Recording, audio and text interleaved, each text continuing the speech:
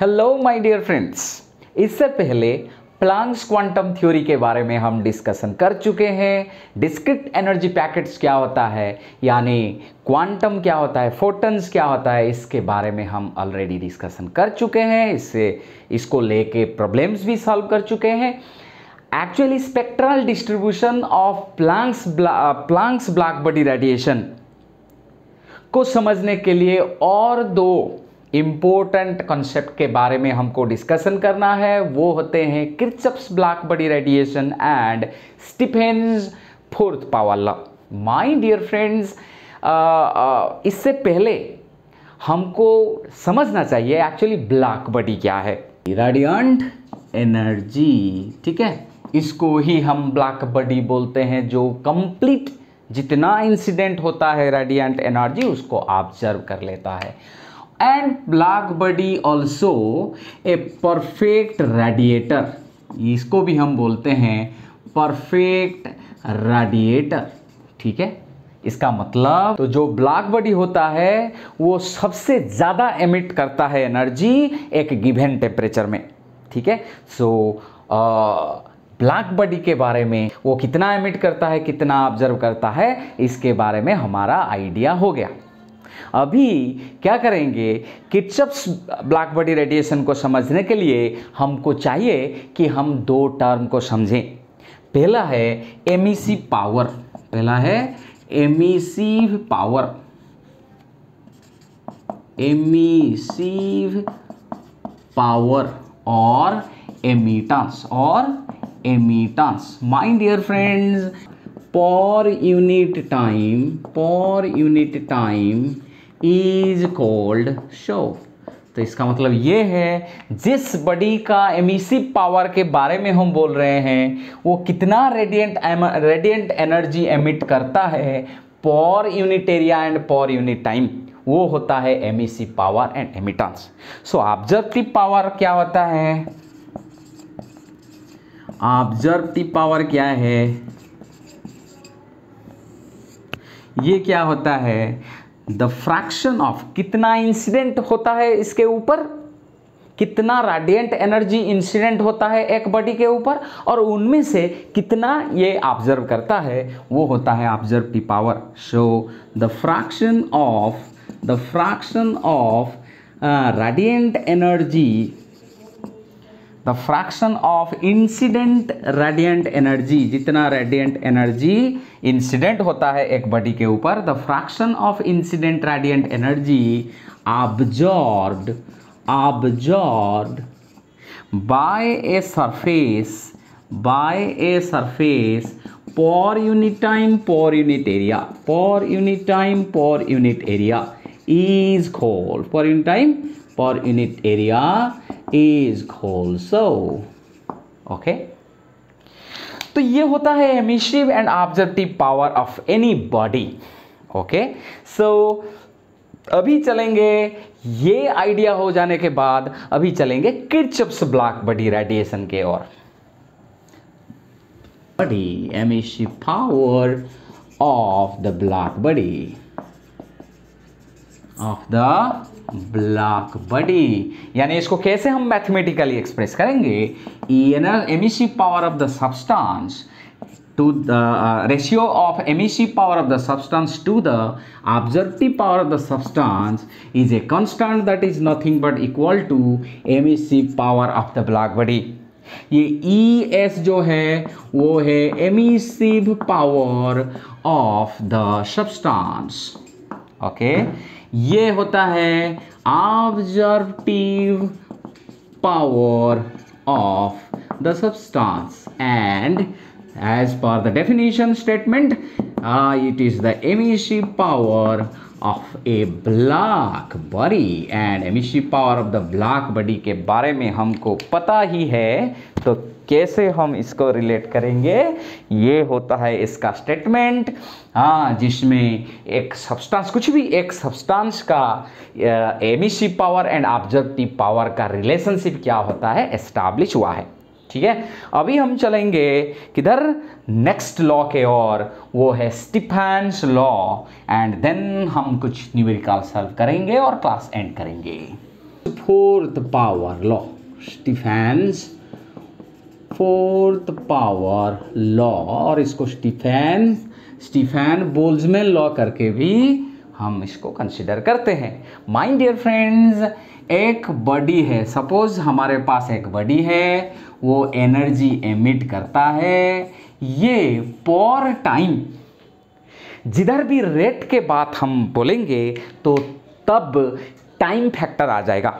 तो पर unit time कितना एनर्जी एमिट होता है उसको हम बोलेंगे रेट ऑफ एनर्जी एमिशन, जिसको हम लिखेंगे dQ/dt।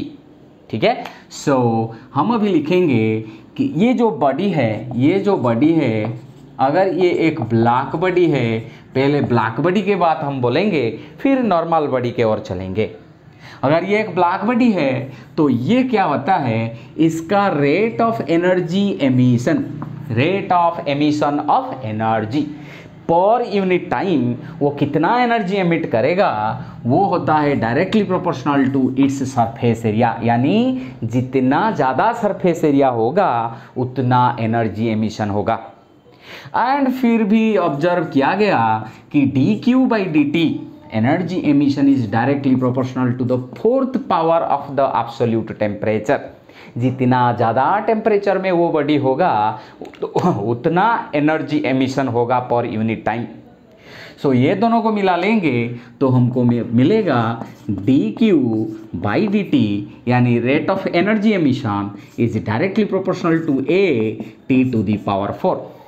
यानी my dear friends, we can write dQ/dt। जब हम इसको इक्वेशन में कन्वर्ट करेंगे एक कंस्टेंट का ज़रूरत होगा, और वो कंस्टेंट को हम बोलते हैं स्टीफान्स कांस्टेंट। एंड अब इक्वेशन बन जाता है rate of energy emission dQ/dt is equal to sigma T⁴। So इसको हम लिख सकते हैं P is equal to sigma T⁴, power of emission. ठीक है, सिग्मा T⁴।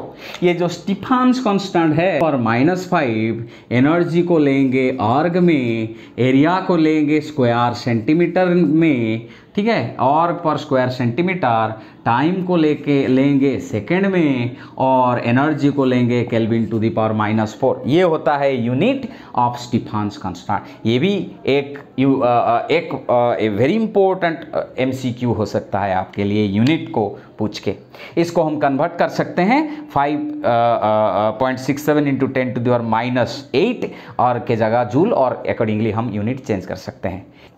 अभी इसको लेके हम एक प्रॉब्लम सॉल्व करेंगे, लेकिन माय डियर फ्रेंड्स, इससे पहले ये तो हम ब्लैक बॉडी के बारे में बोल रहे थे, जिसके लिए dQ/dt सिग्मा T⁴ है।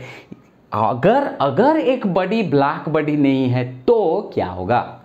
If a body is not a black body is not a black body, then क्या होगा? If a body is not black body, then क्या होगा? ब्लैक बॉडी हम डिस्कशन कर रहे थे कि परफेक्ट रेडिएटर है एंड परफेक्ट ऑब्जर्वर है। पहले से मैं बोल चुका हूं कि ये ब्लैक बॉडी क्या है, that completely observes the incident radiant energy, and वो भी सबसे ज़्यादा एनर्जी एमिट करता है। यानी अगर एक बॉडी ब्लैक बॉडी नहीं है तो ये ऑब्जर्व भी ठीक से नहीं करेगा, मतलब ब्लैक बॉडी से कम करेगा, एंड एमिट भी ब्लैक बॉडी से कम करेगा। तो मतलब अगर हम बोल रहे थे rate of energy emission is equal to sigma T⁴, it was for the black body. अगर ब्लैक बॉडी नहीं है, इसका कुछ फ्रैक्शन ही वो एमिट करेगा, यानी dQ/dt, यानी ये dQ/dt किसका है? बॉडी का है, नॉर्मल बॉडी का है, लेकिन ये dQ/dt किसका है? एक ब्लैक बॉडी का है, एक ब्लैक बॉडी का है। ठीक है, अभी जो बॉडी का एमिसिव पावर रहेगा वो ब्लैक बॉडी का एमिसिव पावर से थोड़ा कम, यानी जो नॉर्मल बॉडी होगा इसका एमिसिव पावर ब्लैक बॉडी का एमिसिव पावर का एक फ्रैक्शन होगा। वो फ्रैक्शन होता है, हम मल्टीप्लाई करते हैं E इनटू जो इसका है, यानी E sigma A T to the power 4। And अभी ये जो वैल्यू है इसका एक फ्रैक्शन कब कैसे होगा, अगर ई इसका जो वैल्यू है इसका वैल्यू लेस देन 1 होगा। तो इसलिए हम बोलते हैं ये ई का वैल्यू जीरो ग्रेटर देन ई ग्रेटर देन 1 होता है। तो अगर ई को और ठीक तरह से समझेंगे तो कैसे समझेंगे, अभी इसको और इसको लेके एक हम क्या कर सकते हैं, एक रेशियो लिख सकते हैं, मतलब डी क्यू बाई यानी ये तो 1 है, ये तो 1 है, D Q by D T of ये किसका है, normal body, by D Q by D T of black body. ये क्या हो जाएगा, इसका मतलब इसका और इसका रेशियो, ये तो 1 है, ये तो 1 है, मल्टीप्लाई करें या ना करें कोई फर्क नहीं पड़ता। तो ये होता है sigma A T to the power 4, ये होता है E sigma A T to the power 4, यानी इसके नीचे ये आ जाएगा, तो बस sigma A T to the power 4 sigma A T to the power 4 cancel हो जाएंगे, रह जाएगा बस E. Are you getting me ना, मैं ये लिखता इसके नीचे और ये आ जाता, तो ये sigma A T to the power 4 sigma A T to the power getting cancelled, remaining only E. So E क्या होता है, emissive power of the body, right, emissive power of the body by क्या है, by emissive power of the black body at the same temperature. यानी हम इसको लिख सकते हैं emissive power of the body by emissive power of black body at the same temperature, eight the same temperature, ठीक है ना। टी, ये ई को हम बोलते हैं एमिसिविटी, ठीक है, ठीक है, ये होता है एमिसिविटी, ठीक है। तो अभी हमको स्टीफेंस फोर्थ पावर लॉ के बारे में आइडिया हो गया। अभी एक न्यूमेरिकल सॉल्व करेंगे और क्लास एंड करेंगे, ठीक है। तो आपके लिए क्वेश्चन है आगे, यानी 2 स्टार है S1 एंड S2, वो टोटल पावर जो रेडिएट करते हैं, radiate exactly the same total power, ठीक है, पावर जो एमिट करते हैं वो सेम टोटल होता है। Radius of S1 is 3 times that of S2।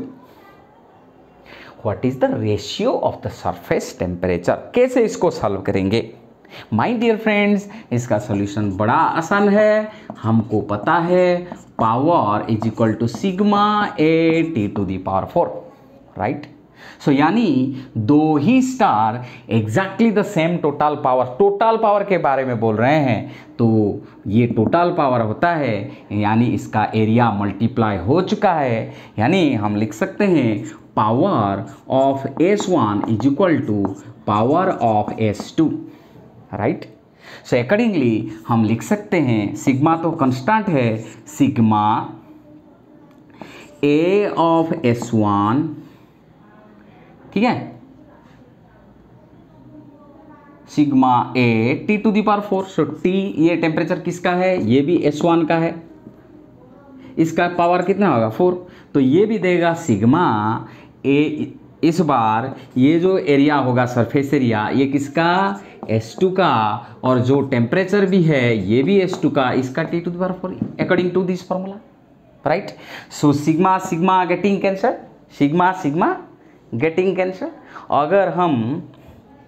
अगर हम ये जो T है S1 स्टार 1 का टेम्परेचर टू दी पावर 4 के नीचे इसको लाएंगे, तो T of S2 to the power 4 हम लेंगे, तो ये बन जाएगा, ये इसका नीचे चला जाएगा, area of S2 by area of S1, right, R square. So ये बन जाएगा 4 पाई रेडियस ऑफ S2 का square by 4 pi radius of S1 का square. So 4 pi getting cancelled. So हमको मिल रहा है, क्या मिल रहा है रे, R of S2 by R of माने radius, R of S1 to the power 2, square है, so whole bracketed, to the power whole to the power 2। Okay, so अभी ये भी बन जाता है। फाइनल हमको क्या मिलता है रे? सो हमको मिलता है t of s1 by t of s2 to the power 4 is equal to r of s2 by r of s1 to the power 2। यानी अगर खाली इसको t of s1 by t of s2 लेंगे तो ये बन जाएगा r of s2 by r of s1। तो ये था, इसका क्या हो जाएगा 1/4। यानी r of s2 by r of s1 का रूट ओवर। ठीक है, अभी क्या होता है? अभी आता है मजा। अभी क्या आता है माय डियर फ्रेंड्स कि ये बोलता है radius of s1 is 3 times that of s2। यानी इसका जो रेडियस है इसका 3 टाइम्स है। यानी हम लिख सकते हैं r of s2 by 3 into r of s2। यानी इसका रेडियस इससे 3 टाइम्स है। इसका पावर हाफ। यानी is it feasible clearly my dear friends? Yeah, so now we can cancel 1/3। ये हो जा ये getting cancelled 1/3 to the power half. ये एग्जैक्टली 0.58 होता है। इसका मतलब जो रेशियो बोल रहा था, what is the ratio of the surface temperature, यानी क्या किसका वैल्यू? ये जो वैल्यू है TS1 by TS2 is a fraction. TS1 by TS2 is a fraction. इसका मतलब है कि ये जो सेकंड स्टार है S2 का टेम्परेचर S1 से ज़्यादा है। ठीक है, S2 is hotter then S1। सो ऐसे करके हम सॉल्व कर सकते हैं प्रॉब्लम। और भी कॉम्प्लेक्स प्रॉब्लम ग्रुप में डाल दिया जाएगा। इसको सॉल्व करना है। ये जो Kirchhoff's black body radiation Stephen's law को समझने के बाद हम नेक्स्ट क्लास में डिस्कशन करेंगे the spectral distribution of black body radiation, my dear friends. Okay, my dear friends, keep supporting me. We'll discuss in next class. Bye bye.